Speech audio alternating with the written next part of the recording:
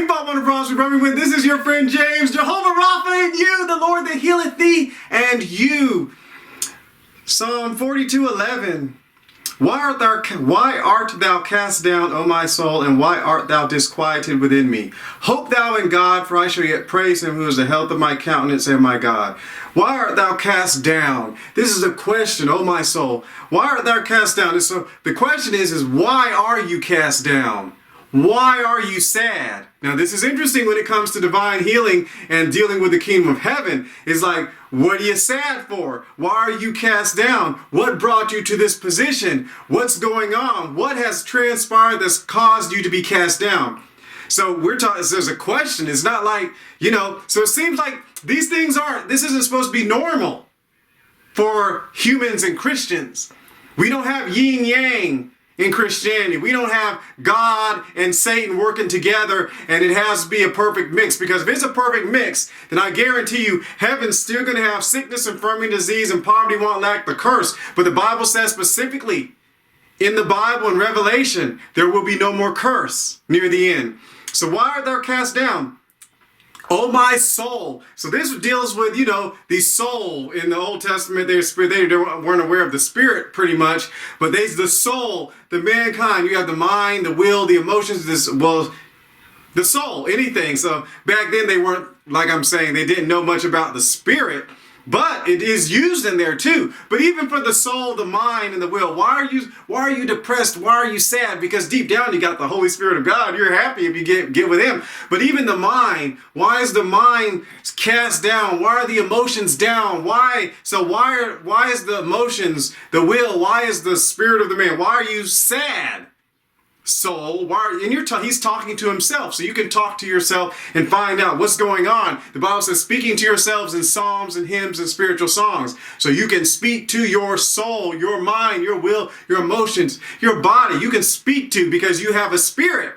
See, that's why he's talking to the soul, because the Spirit of God lives in you, because you are a spirit, you live in a body, you have a mind. So why art thou cast down, my soul? So he's discussing this. He's speaking to the soul. He's wondering, why is the soul not happy and joyous?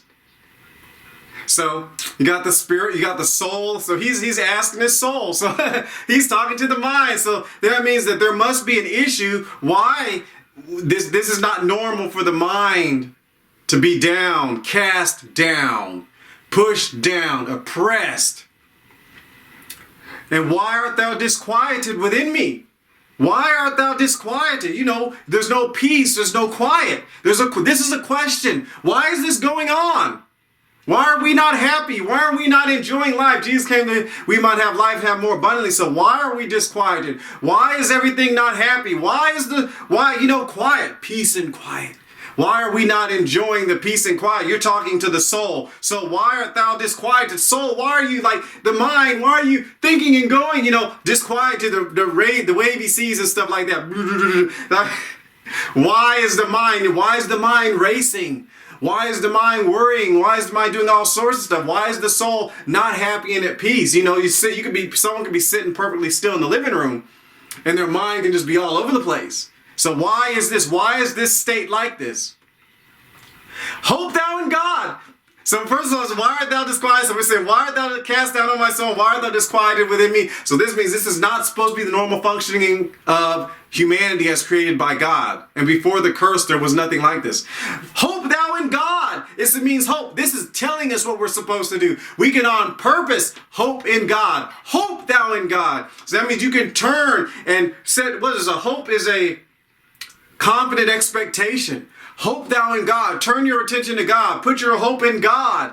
This means there's no room for worry. There's no room for dismay. There's no room for sadness, somberness, whatever, because we have the Creator that we're dealing with. Hope thou in God. The answer to this. It's like, what are you doing? Why are you cast down, O my soul? Why are you disquieted? Hope in God. There is the answer. We have to on purpose. And many people aren't doing it when it comes to divine healing. They're not actually on purpose on the inside choosing to believe. Now, this is not the worldly stuff where, it might work, it might not. Separate that. Meditate on that with the Word of God, what we're saying. This is not like Whatever happens, happens. This isn't fake stuff. God isn't lying. He's not teasing you. Don't just believe in divine healing and you won't get it. No, he says we'll reap if we faint not. So he says, hope thou in God. So that means turn your affections and your hope to God no matter what situation you're in right now, financially, physically, spiritually, bad habits or whatever. Hope in God. Don't just get disquieted if you've been resisting drinking for the last 5 years. Hope in God. Don't let the devil try to push you down and make you give up. Sexual immorality, infirmity, sickness, and disease. Hope in God. Don't stop. Don't quit. For I shall yet praise him. I shall yet, which means this is going to happen in the future, and you can do this right now. You can act on this right now. I shall yet praise him. This is the answer. This is the way to get out of depression. Hope thou in God. I shall yet praise him. This is a confession. This is a declaration. Who's writing this? I shall yet praise him. So that's praising God, the fruit of our lips, giving thanks unto his name. That means I shall yet. So this is even hope. Hope in God, which is in the future. So I will enjoy life. I will come out. This is speaking faith and declaring even in the future. Right now, you can apply this right now. I will praise him. I shall yet right now praise the Lord. Woohoo! Life is good. Life is wonderful. Thank you, Lord, for healing me, delivering me, making me rich, making me prosperous, taking care of my family, my children, my sons, my daughters, my wife, my husband. Is the issue your spouse, your family, my business? Same thing with it. Why cast down my soul if it looks like something is happening to the business? I shall yet praise him. Hope thou in God. I shall yet praise him. So this is dealing with God. So the answer is out there. This is declaring that I will live and declare the works of the Lord. That's also in the Bible. This is faith confessions, guys. We have to be making faith confessions. We have to be declaring the word of God. I believe, therefore I speak. This is the spirit of faith. The same spirit of faith as Joshua and Caleb had. I shall yet praise him, who is the health of my countenance. The health of your countenance, your face. The health of it. God is the health of your face. People, you don't have to get facelifts. You have God. And of course, it also means the health, you get people who are happy. God is the health. What brings life, what brings happiness, what brings joy, what brings peace. This is important. What is the health of our countenance? God is the health of our countenance. See, I shall yet praise him who is the health of my countenance, which means he is the health of our countenance. This is who God is. He is. This is one of the things God is. He is Jehovah Rapha, but he is the health of our countenance. So we're looking for health for our face. This includes the health of your countenance that makes you happy and joyous. So anything dealing with your countenance physically, specifically, is that. But it also deals with anything that is the health of your countenance. Because when people are sad about their children, their countenance is down. Their countenance is not lifted up. Their countenance is down and they're sad. Kid walking down. You've seen people walking and they're depressed and they've got their head down. But God is the health of our countenance.